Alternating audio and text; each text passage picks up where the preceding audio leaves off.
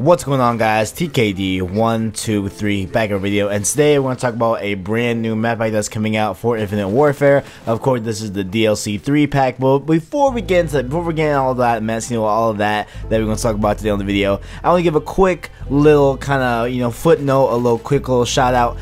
The channel is now at 200 subscribers, and it is crazy, man. Listen, you know what, 200, yeah, okay, in like today's YouTube standards, yeah, that's like not the biggest deal, right? But you know what, whenever I hit a goal like this, right, like whenever I hit 100 or even 50 subscribers or 150, you know what I'm saying, like whenever I hit kind of a 50 mile thing, whenever I hit that increment of 50 people, right, I always just take a second and try to just imagine that many people inside the room, right?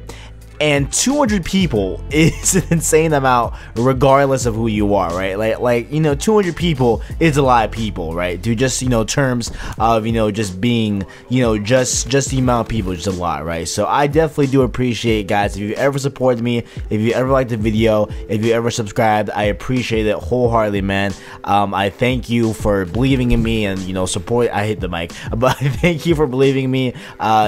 Just enjoying just a shred of my content that allowed you to make the kind of conscious decision to stick around and subscribe. Like, that means the world to me, man. So definitely shout out there. I might make a separate video on itself, just unpacking a little bit more details, but may or may not do that, honestly. But just wanted to quickly express my gratitude for 200 subs. I appreciate it. Thank you so much. Now get back to the topic at hand here. We're talking about the Call of Duty Infinite Warfare Absolution DLC Pack 3. That's what the pack is called, Absolution. And the weird thing about this here is that, like, this whole thing was announced pretty weird to me, right?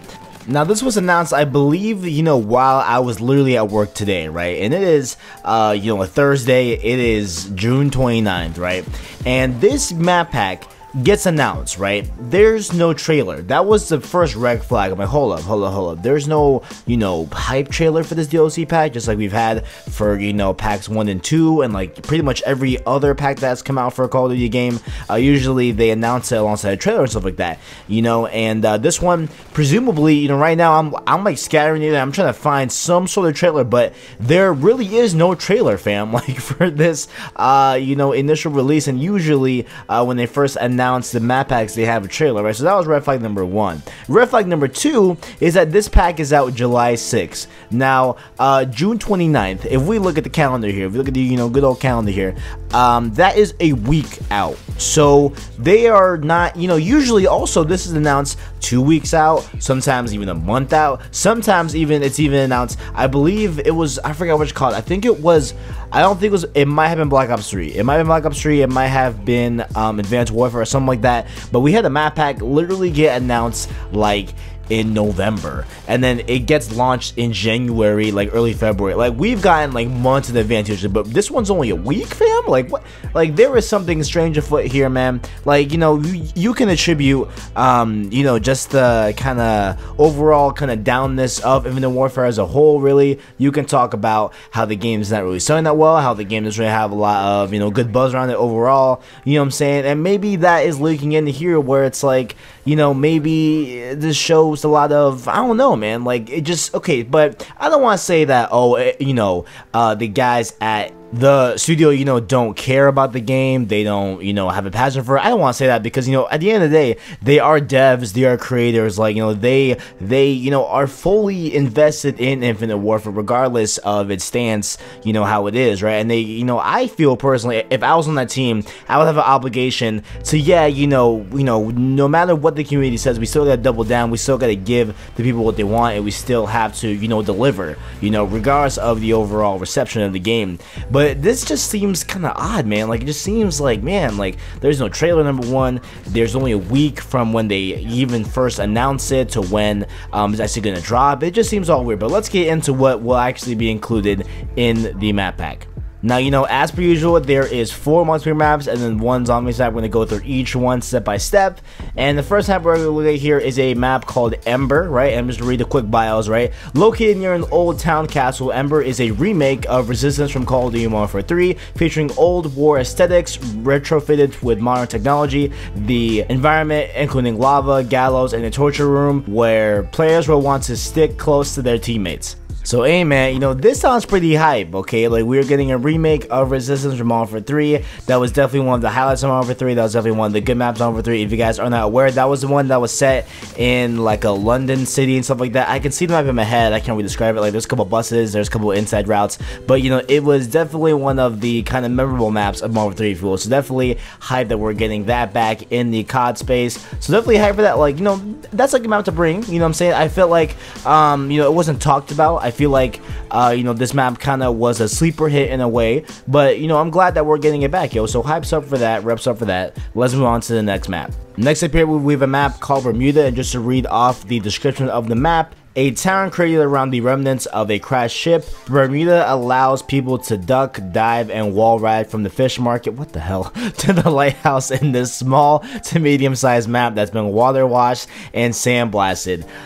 So that looks intriguing, I guess. Like, I mean, it looks very colorful. At least from the picture, it's looking very colorful. And I forgot to comment on Ember's picture, but I'll do that in just a little bit. You know what I'm saying? So Bermuda, it looks a little bit, you know, like a Black Ops 2 map with its, you know, blues and oranges and hues and stuff like that. So it's looking to be cover map. Maybe it'll be cool. And again, it's looking to be a medium to small size map. So definitely you'll be rocking, you know, the shotguns and SMGs of the game and stuff like that. And Ember looks a lot like the map from, I think it was DLC 1 or 2 of Infinite Warfare, where it took place like in, I think it was like an Italian city, something like that. I don't know. It just looks close to that, but you know, it's a different city, obviously. Let's move on to the next map. Next up here, we have a map called Permafrost, right? And just to read again the description: set within the chill of a frozen city skyline, Permafrost lets people stick to the ground and pick their plan of attack in one of 3 main lanes. They will traverse the map, moving from street side to train station and hobo. What the why is there the weirdest terms in this whole? Okay, whatever. And hobo village to wreck theater house in this small tight quarters map. Okay, I don't know who is writing these descriptions, but they have the weirdest terminology, and the way they formulate these sentences are super weird. But beside the point, Permafrost is looking like, it looks like Modern Warfare 3. It looks like a map from MW3 as well. I don't know what like, it looks like hints of Kino, right? If it was in the snow, and it looks like it was set in Modern Warfare 3 for some reason. I don't know why I'm getting, I'm sure there's probably some statue in Modern Warfare 3 that has me, like, you know, taken back by that. But I mean, I'm sure it'll be cool. I'm sure it'll be fine, right? Obviously, I can't give any, you know, review of the map. I haven't played it yet. But it's looking to be, again, another small type map. So definitely gonna want to rip out, you know, the SMG and shotgun. Let's move on to the last map. Next up here, this map is called Fore. Oh, why would it be called Fore? Okay, in Fore, the only thing miniature about this large map is the golf course. Oh, Fore, like when you're hitting a golf. That was cute. That was cute. That was cute. Anyway, that was that was cute naming. All right. Golf courses players will be fighting in Fore. Features great visual variety as players swing around the sights and sounds of areas that brandish magical forest, giant creamsicles, and elevated castle walls. Fam, I don't know what the I don't know what you want me to comment here.